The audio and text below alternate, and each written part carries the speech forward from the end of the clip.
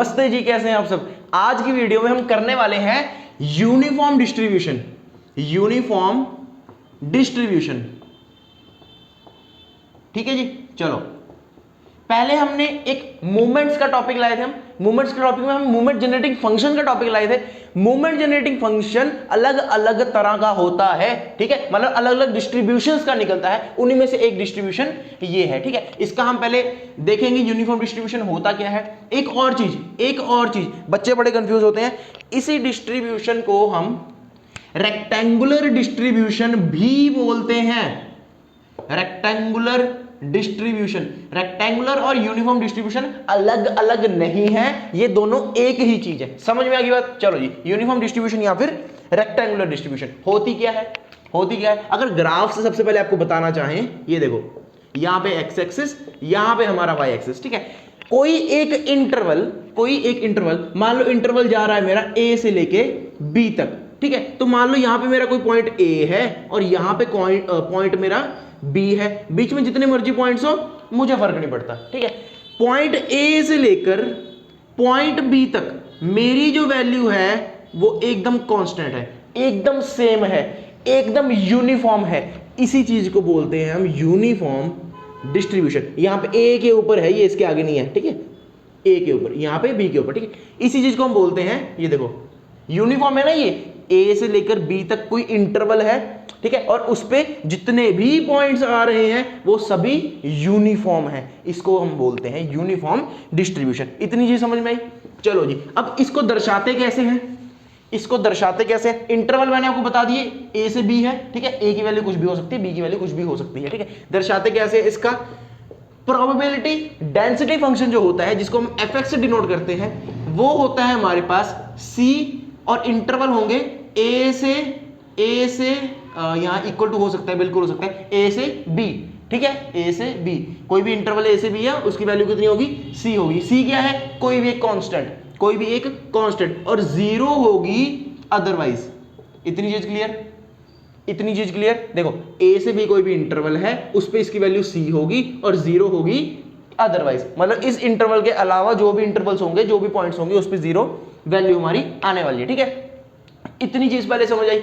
चलो जी, अब हमें पता है, यहां से हमें एक चीज पता चलती है कि अगर प्रोबेबिलिटी डिस्ट्रीब्यूशन की बात हो रही है, तो मैंने आपको बताया था प्रोबेबिलिटी डिस्ट्रीब्यूशन वाली वीडियो में, प्रोबेबिलिटी डेंसिटी फंक्शन वाली वीडियो में, कि जो प्रोबेबिलिटी डेंसिटी फंक्शन होता है उसका जो हम अगर लिमिट लगाएं माइनस इंफिनिटी से इंफिनिटी, यहां पे एफ एक्स डी एक्स अगर करें तो ये इक्वल टू कितना आता है, बहुत बढ़िया, 1, बहुत बढ़िया, ठीक है। चलो जी, तो हम इसको अब इसके हिसाब से देखते हैं, ठीक है। लिमिट जा रही है यहां पे माइनस इंफिनिटी से इंफिनिटी, इसकी लिमिट कितने आ रही है, ए से बी। चलो जी, ए से बी कर लेते हैं, तो यहां पे हमारे पास एफ एक्स हो गया ए से बी, और एफ एक्स की वैल्यू कितनी है अंदर, देखो सी, कितनी वैल्यू है, सी। ए से बी इंटरवल पे वैल्यू है सी, तो उसको हम इंटीग्रेट करते हैं, ठीक है। तो यहां पे हो जाएगा मेरा, देखो सी बाहर आ गया क्योंकि कांस्टेंट है, अंदर बचा एक्स के विद रिस्पेक्ट टू करें तो एक्स बचा, ठीक है। तो बी और ए, इसका हो जाएगा ये सी, एक बार बी डालो, बी माइनस का ए, तो ये हो गया हमारे पास सी बी माइनस का ए, यही वैल्यू है, ठीक है। सी बी माइनस का सी ए। इतनी चीज समझ में आ गई।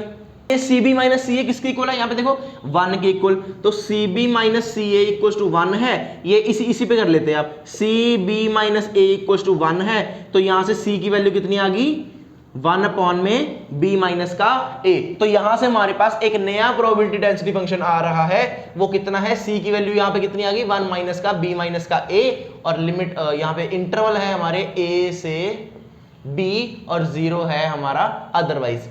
ये चीज है आपकी यूनिफॉर्म डिस्ट्रीब्यूशन, ठीक है। ये चीज है यूनिफॉर्म डिस्ट्रीब्यूशन। समझ में आई बात समझ में आई।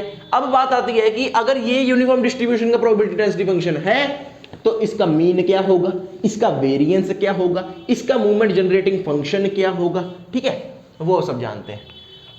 इसका मीन होता है, देखो बड़े बड़े अक्षरों में लिखते हैं, इसका मीन होता है a प्लस का b अपॉन में 2, ठीक है। वेरिएंस की बात करें तो वेरिएंस होता है a माइनस का b का होल स्क्वायर अपॉन में 12। हवा में ले आए क्या हवा में ले आए, समझाएंगे ये कैसे आया।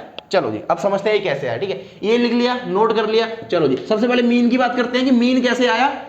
समझते हैं कि मीन कैसे आया, मीन कैसे आया। हमें पता है कि मीन क्या होता है, एक्सपेक्टेशन, ठीक है, इतनी चीज पता है, एक्सपेक्टेशन आती है। चलो EX क्या होता है, मीन होता है। अब एक्सपेक्टेशन इन कॉन्टिन्यूस डिस्ट्रीब्यूशन क्या होती थी, इन कॉन्टिन्यूस रैंडम वेरिएबल। ये देखो A से B है ना, एक इंटरवल है ना, उसके बीच में जितने मर्जी पॉइंट्स आ सकते हैं। तो ये क्या है, क्या डिस्क्रीट है, कॉन्टिन्यूस है, कॉन्टिन्यूस है। तो इस केस में हमारे पास क्या होता था, माइनस इंफिनिटी से इंफिनिटी x fx dx। अगर ये चीज नहीं याद, एक्सपेक्टेशन वाली वीडियो जाकर देख लो, इसी प्लेलिस्ट में होगी, ठीक है। चलो अब यहां से देखो, माइनस इंफिनिटी से इंफिनिटी, लिमिट कितनी है, a से b, तो हम यहां पे कर देंगे a से b, यहां पे x आ जाएगा। fx कितना है, fx कितना है, 1 अपॉन में b माइनस a, तो ये माइनस अपॉन में b माइनस a हो गया।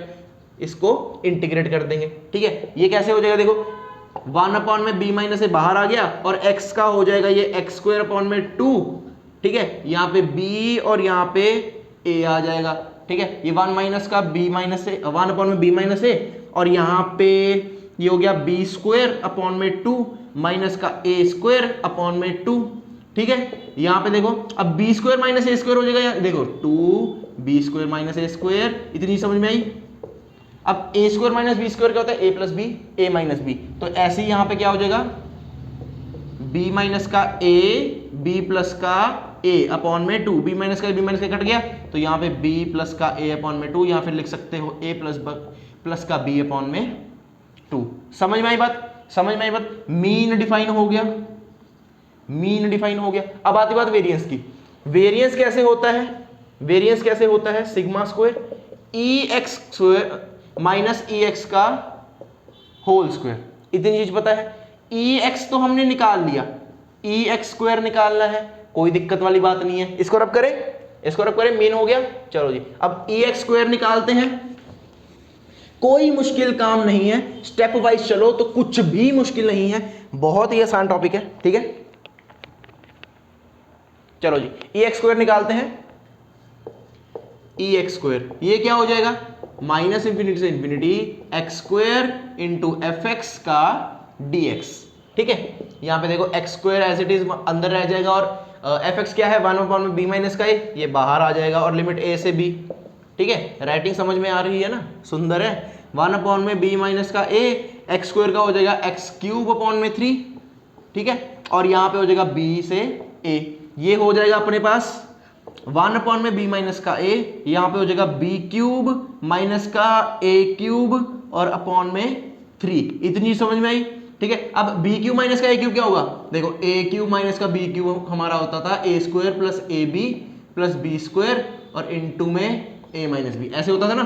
तो ये 1 अपॉन में b माइनस का a हो जाएगा, ये b square plus A B plus यहाँ पे a स्क्वायर और साथ में आ जाएगा b माइनस का a, ठीक है, अपॉन में हो जाएगा ये 3, यहाँ पे b माइनस का a और ये b माइनस का कट गया, तो यहाँ पे ये हो गया a square plus b square plus A B upon में 3, ठीक है। बस ये क्या है, ये आया है EX स्क्वायर, ठीक है। हमने क्या निकालना है, वेरिएंस निकालना है, तो वेरिएंस क्या होगा, EX स्क्वायर माइनस EX का होल स्क्वायर, ठीक है। EX स्क्वायर क्या है, a square plus b square plus A B upon में 3 माइनस EX का होल स्क्वायर क्या था, EX क्या था हमारे पास, a प्लस बी अपॉन में 2, तो उसका होल स्क्वायर क्या हो जाएगा, a प्लस बी का स्क्वायर अपॉन में 4, ठीक है। तो यहाँ पे एलसीएम लेंगे, 4 3 12 हो जाएगा, ठीक है। 3 4 तो 4a स्क्वायर, ये सबके साथ 4 मल्टीप्लाई हो जाएगा, plus 4b square plus 4ab minus का, अब यहाँ पे देखो ये हो जाएगा, ये खुल जाएगा, ठीक है, ब्रैकेट a प्लस बी का whole square, a square plus B square plus 2ab और अपॉन में 4 है, तो 4 3 12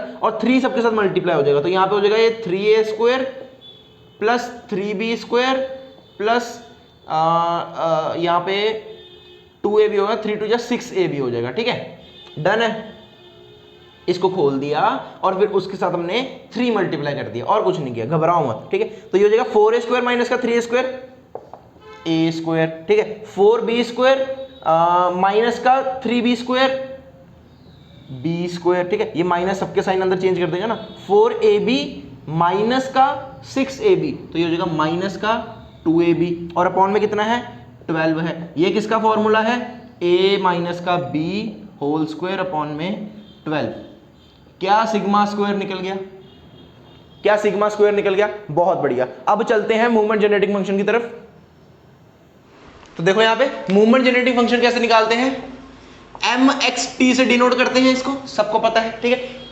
पिछली वीडियो में जब मैंने movement generating function in of origin करवाया था, movement generating function of origin, तो उस केस में मैंने क्या बताया था आपको कि यहां पे क्या होता है e की पावर xt, ठीक है, इतना बताया था। इस चीज को हम x कंसीडर करते हैं, ठीक है। देखो ex होता था ना, ex एक तरह से ऐसे इसको कंपेयर कर सकते हो कि xt का क्या आ गया, e की पावर xt आ गया। तो ex का फॉर्मूला क्या होता था हमारे पास, x into F x D x minus infinity से इंफिनिटी, इतना होता था। अब यहाँ पे x का क्या आ गया, e की पावर xt, ठीक है। तो इसका क्या हो जाएगा, माइनस इंफिनिटी से इंफिनिटी, x की जगह क्या आ जाएगा, e की पावर xt, और यहाँ पे एफ एक्स डी एक्स, ठीक है। अब एफ एक्स हमने अभी निकाला था, कितना था, 1 अपॉन में b माइनस का a, और लिमिट हमने जब निकाली थी कितनी थी, a से b, ठीक है। तो क्या हम यहां पे अब ऐसे लिख सकते हैं कि e की power xt equals to a से b और ext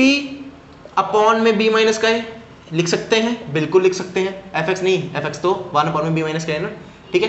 क्या ऐसे लिख सकते हैं, बिल्कुल, ठीक है। चलो जी इसको करते हैं, इंटीग्रेट करते हैं, तो ये 1 अपॉन में b माइनस का a बाहर आ जाएगा, तो e की पावर xt अपॉन में ये t हो जाएगा, यहाँ पे b, यहाँ पे a, तो 1 अपॉन में b माइनस का a, यहाँ पे हो जाएगा e की पावर bt माइनस e की पावर at अपॉन में t, इसको लिख सकते हो e की पावर bt माइनस e की पावर at अपॉन में tb माइनस का a।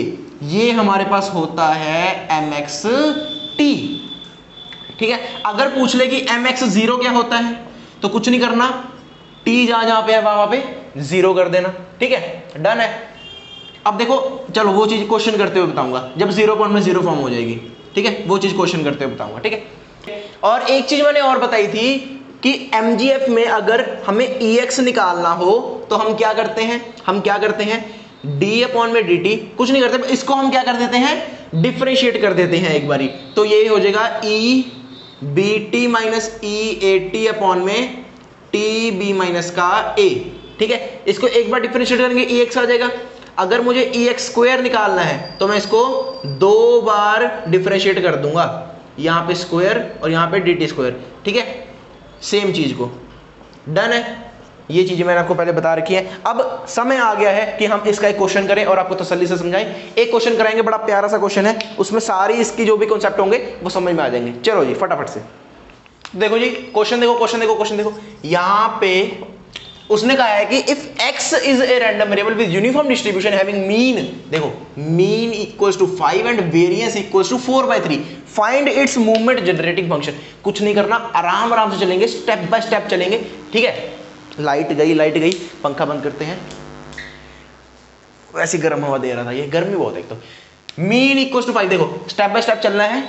मीन इक्वल्स टू 5 मतलब a प्लस b अपॉन में 2 इक्वल्स टू 5, ठीक है। और वेरिएंस इक्वल्स टू 4/3 मतलब a माइनस का b का होल स्क्वायर अपॉन में 12 इक्वल्स टू 4/3। इतनी बात क्लियर है, देखो अब यहां से a और b की वैल्यू निकलेगी कैसे, a प्लस का b इक्वल्स टू हो जाएगा 10, और यहां से a माइनस का b का whole square equals to 48 upon में 3, ये हो जाएगा a माइनस का b इक्वल्स टू एक बार +4 आएगा और एक बार -4 आएगा। देखो ये हो जाएगा 16 और a माइनस का b इक्वल्स टू हो जाएगा +-4, ठीक है।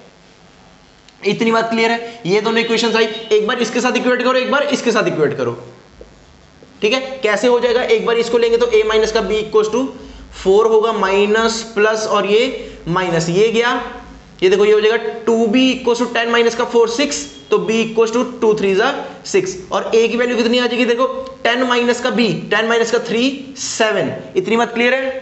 अब दूसरा ले, ये वाली इक्वेशन लो, अब तो a प्लस का b इक्वल्स टू 10 हो गया, a माइनस का b इक्वल्स टू -4 हो गया, ये माइनस, ये प्लस, ये गया, ये 2b equals to 10 + 4 14, b equals to 7 और a इक्वल्स टू यहाँ पे 3 आ जाएगा, डन है। इतनी बात क्लियर है। अब देखो इंटरवल क्या थे, a और b, मतलब कि a क्या है लोअर लिमिट और b क्या है अपर